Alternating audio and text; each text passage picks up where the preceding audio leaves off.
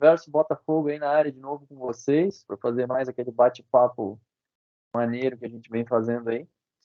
E hoje aí novamente na companhia dos amigos Vitor e Carlos. E vamos dar uma pincelada aí para vocês de alguns assuntos. Não temos muitas pautas novas aí rolando no momento, pela inércia do Botafogo, mas vamos tentar falar um pouquinho de contratações, falar um pouco do Newton Santos, falar um pouquinho do jogo de amanhã, segundo jogo contra a Portuguesa. E uma boa noite aí para vocês dois. Como é que vai aí? Tranquilo? Tudo certo? Boa noite, Rafa. Boa noite, Vitor. Boa noite, pessoal.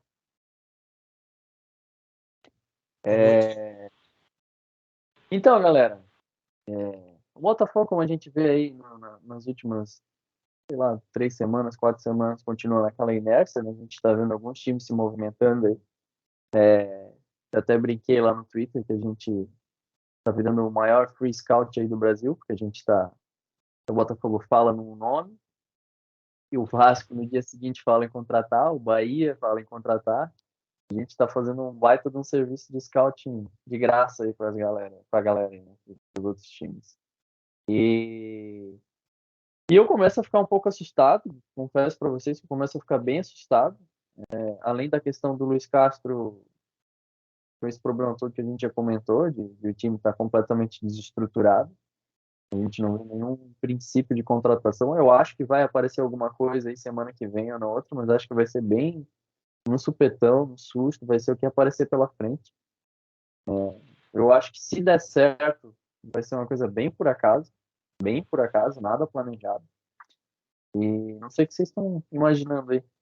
Deem uma pincelada aí sobre o assunto.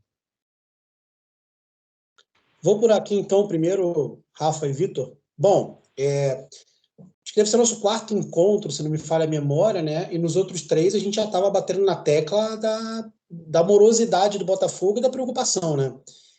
Hoje já li, eu não lembro de quem eu vi o Twitter, que é a informação de bastidor é que pode ser que venha jogador só para a janela de julho. Como a gente estava, né? Como a gente já estava analisando, e daí é aquilo, não, porque daí abre a janela da Europa. Então, assim, todo aquele papo do Textor ali, já para mim, já caiu por terra, né? Para mim já ficou claro que foi só uma cortininha de fumaça ali, né? A gente entende, claro, a parte administrativa do clube teve problemas, mas mentiram em relação à penhora. O Botafogo está se enrolando para pagar o que deveria ter pago lá antes, pagado lá atrás já. O Botafogo deveria ter quitado essas parcelas do RCE, não da forma como ele está, mas deveria ter negociado, como a gente já falou em outras pautas, né, de maneira melhor. Voltando para a questão de contratações atuais, se você quer minha opinião sincera, Rafa, Vitor, pessoal, eu acho que agora o Botafogo provavelmente vai trazer jogadores que a gente não conhece, ou o Juba lá do esporte, que eu vi que o Botafogo está tentando enfiar Daniel Borges e Kaique para tentar puxar ele, quem sabe, né? Dar uma angariada ali no elenco do esporte, dar um upgrade para eles e trazer o Juba. Mas, assim, já para mim, na minha modesta opinião também, já não é um jogador que chegaria com status de titular, com status de que vai resolver o problema da nossa ponta direita.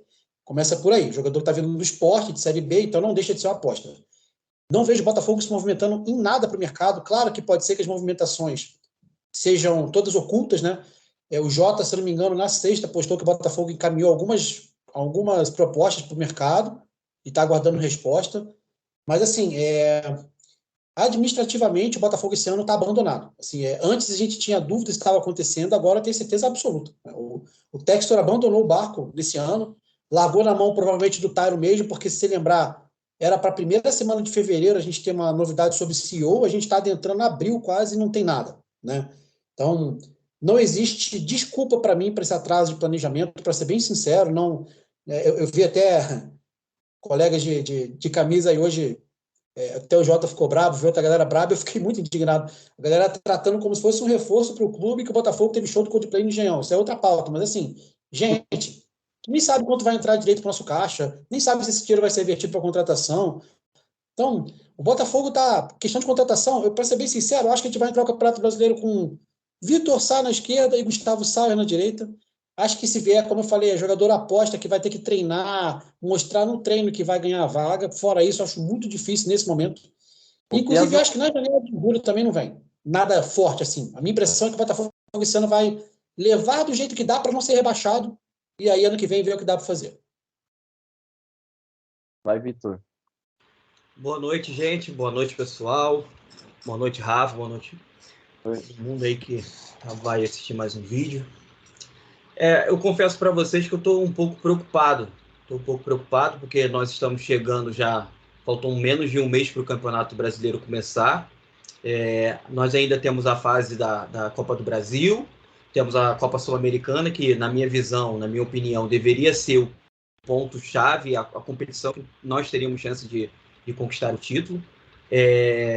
O tempo está passando, as notícias dos reforços cada vez estão sendo mais desanimadoras, o texto não aparece, nós não temos nenhuma posição do clube, só as notícias sobre os reforços estão cada vez diminuindo.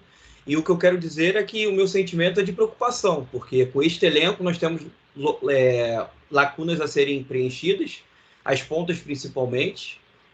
Não temos um lateral reserva, um lateral esquerdo reserva, que no caso, se o Marçal se machucar, o abismo é muito grande para o Hugo e para quem vier jogar ali naquela posição, até improvisar o Mezenga ou o próprio Segovia, que é o zagueiro.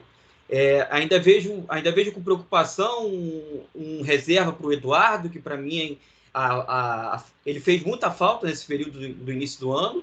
Então, a mensagem que eu quero deixar para vocês é que acredito que, assim como eu, tem bastante gente preocupada. O campeonato está chegando, os outros times também estão oscilando, mas, cara, o Botafogo tem que agir. Eu acho que a não contratação nessa primeira janela é um ponto que pode trazer problemas lá na frente, porque o campeonato de pontos corrido é complicado.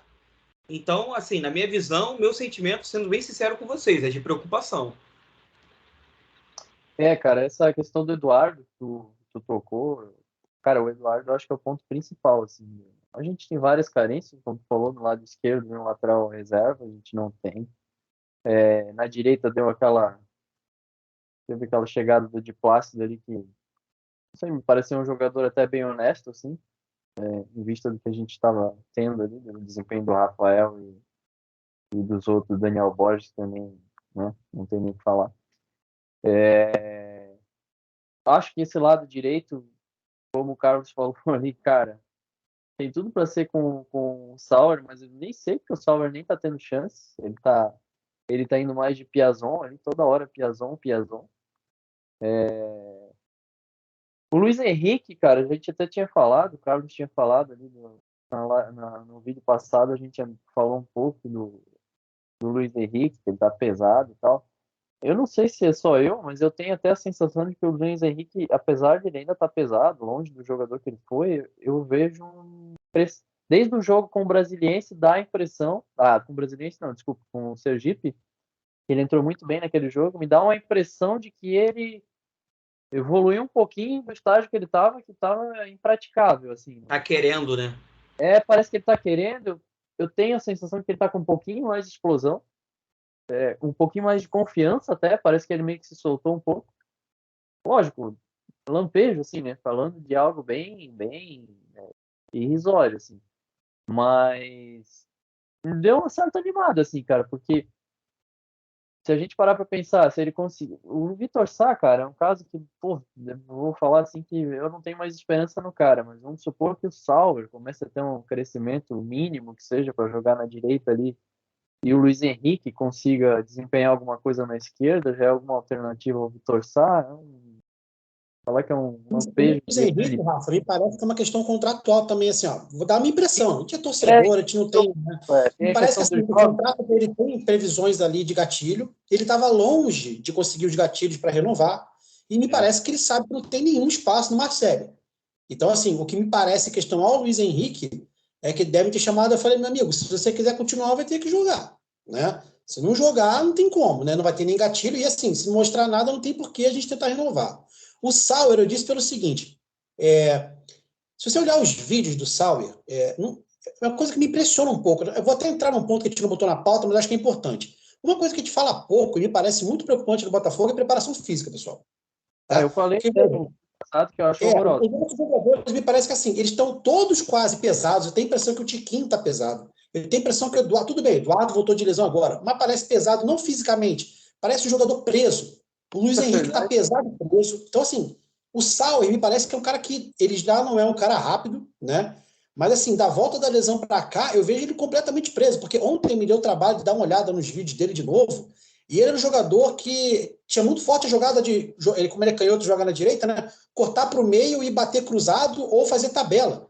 E no Botafogo você vê que ele tenta só driblar para o lado dele, ou ele toca a bola para o lado. Então, eu digo que o Sauer, vou voltar só para terminar, porque que eu acho? Me parece assim, o Botafogo vai ter uma mini pré-temporada antes do Brasileiro, acho que não vem reforço bom, e acho que ele, das opções que está ali, na vista da comissão técnica, pelo menos, é o mais viável, né? Então, acho que vão dar uma acelerada na questão física dele, vão dar mais uma moral para ele botar para jogar. Porque também não tem outra opção.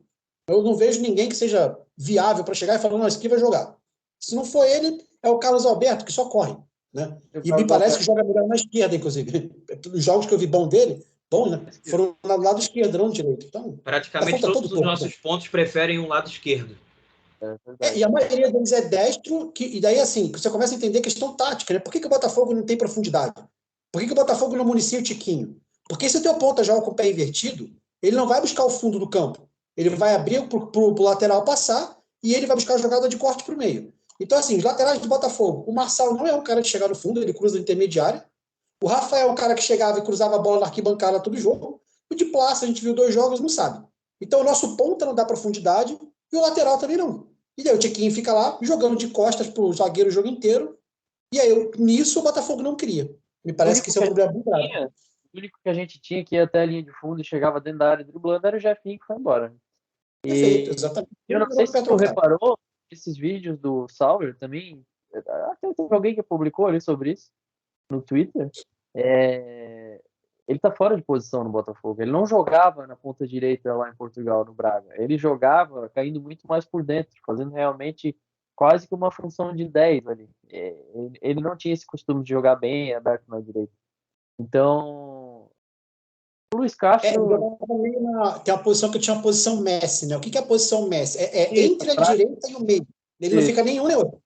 O Sauer ficava bem ali. Só que o Castro, o tal do jogo posicional, se você olhar o time do Castro jogando, né?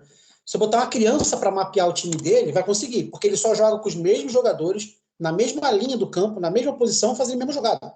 E o Sauer, eu vi nos vídeos, era um cara que justamente era um cara que jogava entre 2 jogadores, ele jogava entre o lateral e o volante, jogava entre o volante e o zagueiro, ele jogava entre linhas.